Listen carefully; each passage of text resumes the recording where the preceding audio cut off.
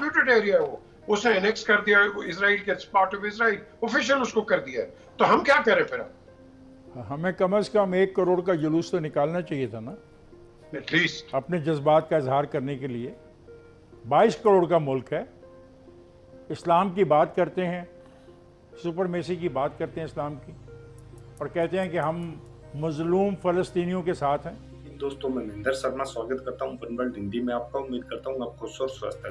दोस्तों आइए दिखाते हैं पाक मीडिया की एक लेटेस्ट डिबेट, जिसमें कैसे विधवा विलाप किया जा रहा है कि अभी जो बाइडेन अमेरिका के राष्ट्रपति सऊदी अरब के दौरे पे है, तो कहीं न कहीं आज पाकिस्तानियों को मिर्ची लग चुकी है कि अब इसराइल को तस्लीम करवाने के लिए कहीं न कहीं अमेरिका सऊदी अरब पे फिर से जोर और दबाव बनाएगा। तो कहीं न कहीं पाकिस्तानियों की जो एक हैंकड़ी थी वो निकल चुकी है कि सऊदी अरब जैसा मुल्क हम इस्लामिक मुल्कों को लीड करता था, वो अब इजराइल को तस्लीम करेगा। और कैसे फ़लस्तीन के लोगों को पे जुल्म का झूठा जो प्रोपेगेंडा पाकिस्तान हमेशा से चलाता है इजराइल के खिलाफ, उसको तस्लीम कहीं न कहीं सऊदी अरब जैसा उनके आका देश भी कर रहे हैं। तो कहीं न कहीं आज पूरे पाकिस्तानी मीडिया में हड़कंप सा मच गया है कि अमेरिका का राष्ट्रपति जो बाइडेन सीधा दबाव बना रहा है सऊदी अरब पे, और सऊदी अरब ने अगर तस्लीम कर दिया तो पीछे के पीछे 13 से 14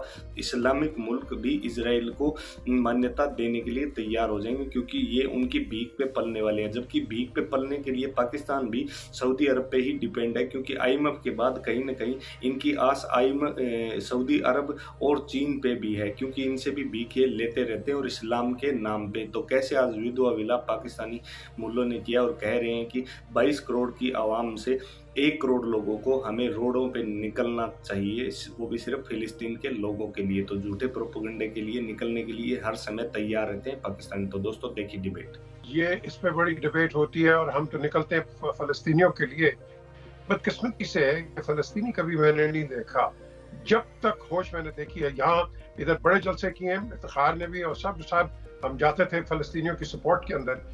लेकिन अब पूरा मिडल ईस्ट ये इसका चेंजिंग ट्रेंड आ रहा है, और साथ साथ ये जो तड़ी दे के गया डोनाल्ड ट्रंप MBS को, ये तड़ी भी ये कितनी इंपॉर्टेंट है। क्या इसराइल पाकिस्तान और इसराइल के रिलेशंस ठीक हो सकते हैं, नहीं हो सकते हैं? अपना बुखारी साहब, आप जरा इस पर थोड़ी रोशनी डालिए। जी, मैं अर्ज कर देता हूँ। देखिए गुजारिश ये है कि इसराइल मिडिल ईस्ट में और ख़ास यानी मशरिक़ वस्ता में एक रिश्ता हुआ नासूर है, और इसको जब यहाँ पर आबाद किया गया था यहूदियों को, उसका मकसद भी सिर्फ यही था कि चूँकि ये इलाका तेल की दौलत से मालामाल है, लिहाजा इसके अंदर एक ऐसा फितना ज़रूरी है जो इनको लगाम दे के रखे, और ये किरदार इसराइल ने बखूबी निभाया है।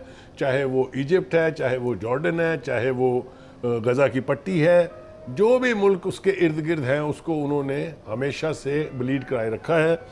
असल एजेंडा जो है जो बाइडेन का, वो वही एजेंडा है जो तमाम US की 1948 के बाद से जितनी भी हुकूमतें बनी, जितने भी सदर आए, उनका कोई और एजेंडा बदल गया हो तो बदल गया हो, लेकिन इजराइल को कायम रखना, इजराइल के ज़रिए मुसलमानों को ब्लीड किया कराए रखना, ये एक कंसिस्टेंट एजेंडा है। चाहे आप इसको पेंटागन का कहें, चाहे आप इसको CIA का कहें, और इसमें कोई तब्दीली नहीं है। जब इमरान खान साहब डोनाल्ड ट्रंप के पास जाके सेकंड वर्ल्ड कप जीत के आए थे, उनका एजेंडा तब भी वही था, और आज, और या उससे पहले नवाज शरीफ साहब जब गए थे तो उनका एजेंडा तब भी वही था। ये ख़तरनाक खेल खेलने आ रहे हैं जो बाइडेन। वो सऊदी अरेबिया को परसू करेंगे कि वो इसराइल को तस्लीम कर ले, और अगर सऊदी अरेबिया कर लेता है तो 13-14 मुल्क तो उसी दिन कर लेंगे। पाकिस्तान का मामला मुख्तलिफ है। आखिरी जुमला, पाकिस्तान का मामला बिल्कुल मुख्तलिफ है। कश्मीर और फ़लस्तीन, ये दो पाकिस्तान के अवाम मुसलमानों के दिलों में बसते हैं। हुकूमतों की जो मजबूरियां रही हों, हुकूमतों की जो पॉलिसियां रही हों, इसमें कोई रेडिकल डिपार्चर अभी तक मुझे देखने को नहीं मिली। अच्छा, ये जो इफ्तिखार साहब इन्होंने बात की है कि उनका एजेंडा वही रहा है, देखिए ना, डोनाल्ड ट्रंप ने इसराइल में आके जेरूसलम को एनेक्स कर दिया है, हालांकि डिस्प्यूटेड एरिया है वो, उसने एनेक्स कर दिया इसराइल के, पार्ट ऑफ इसराइल, ऑफिशियल उसको कर दिया है। तो हम क्या करें फिर? हमें कम से कम 1 करोड़ का जुलूस तो निकालना चाहिए था ना, एटलीस्ट अपने जज्बात का इजहार करने के लिए। 22 करोड़ का मुल्क है, इस्लाम की बात करते हैं, सुपरमेसी की बात करते हैं इस्लाम की, और कहते हैं कि हम मजलूम फ़लस्तीनियों के साथ हैं। बड़ा मैं पढ़ता हूँ ये बयान, फॉरेन मिनिस्ट्री भी हमारी ये बयान देती है, और हमारे जो सियासी ओहदेदार हैं ये भी कभी कभार इनको ख्याल आ जाता है, ये बड़ा तगड़ा बयान देते हैं। मैं इस पर क्या कह सकता हूँ मासिवाय के फ़लस्तीनियों, मैं बतौर मुसलमान शर्मिंदा हूँ जो कुछ तुम्हारे साथ अब होने जा रहा है। जावेद, बयान की बात होती है, सारे सियासतदान तो कोर्टों के आगे बयान दे रहे हैं आजकल।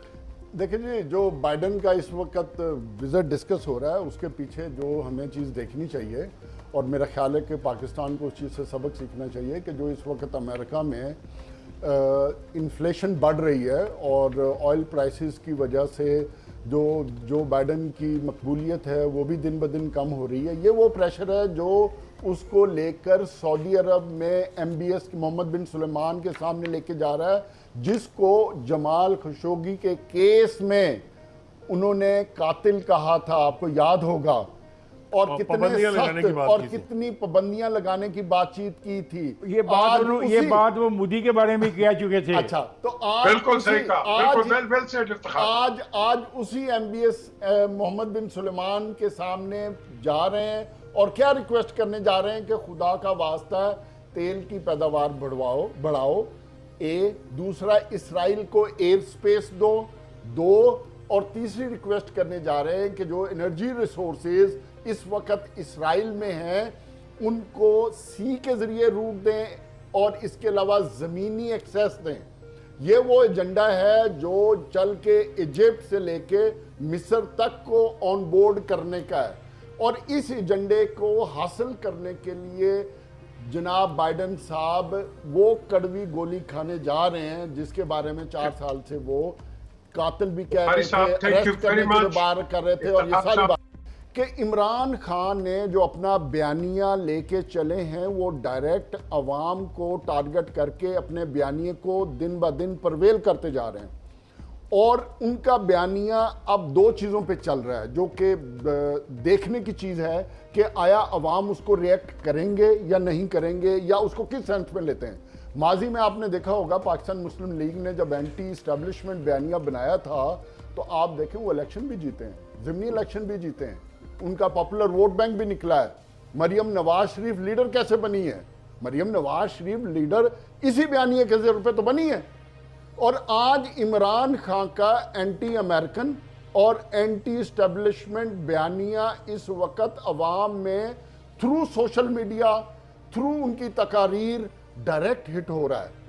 अब देखने की चीज है कि आया ये बयानिया परवेल करेगा या पाकिस्तान मुस्लिम लीग नून जो पंजाब में अपना गढ़ समझती है अपनी ऑर्गेनाइजेशनल स्किल्स की वजह से क्या परवेल करेगी, ये मुकाबला है। और तीसरा इम्तिहान इमरान खान की ऑर्गेनाइजेशन जो वीकनेसेस माजी में हमने ऑब्जर्व की हैं, क्या इमरान खान इस इलेक्शन में उनको ओवरकम कर चुके हैं?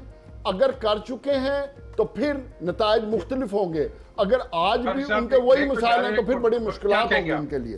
देखिए पीछे मैंने सिर्फ इतना ऐड करना है इस गुफ्तगू में, मुझे इत्तेफाक है जो वो कह रहे हैं, लेकिन इसके लिए बड़ी पेशेंस चाहिए होती है उस लीडरशिप के लिए जो किसी एक तवील जद्दोजहद को लेके चल के और अपनी मंजिल पर पहुंचना चाहते हैं। इमरान खान ना तो माओ ज़ेतुंग हैं जिन्होंने 33 साल की जद्दोजहद की, ना चे गुवेरा हैं जिन्होंने 18 साल अमेरिका के साथ लड़ा, ना नेल्सन मंडेला है जो 27 साल जेल में पड़े रहे। He wants to do things immediately and फॉरन। अब यही टेस्ट है मेरे ख्याल से खान साहब का, इज ही इम्पेशेंट?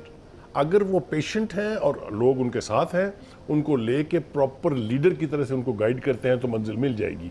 लेकिन अगर जल्दबाजी का मुजाहरा किया तो ये मैं आपको बता दूं, चाहे आप फौज को तनकीद का निशाना बनाएं, चाहे आप उनमें कीड़े निकालें, फौज मुल्क नहीं टूटने देने लगी। इस गलतफहमी से बाहर आ जाना चाहिए। जहां इमरान खान आपने एक लफ्ज इस्तेमाल किया पेशेंट का, ये पेशेंट है या पेशेंस है? नहीं, मैं सिर्फ एक बात ऐड कर दूं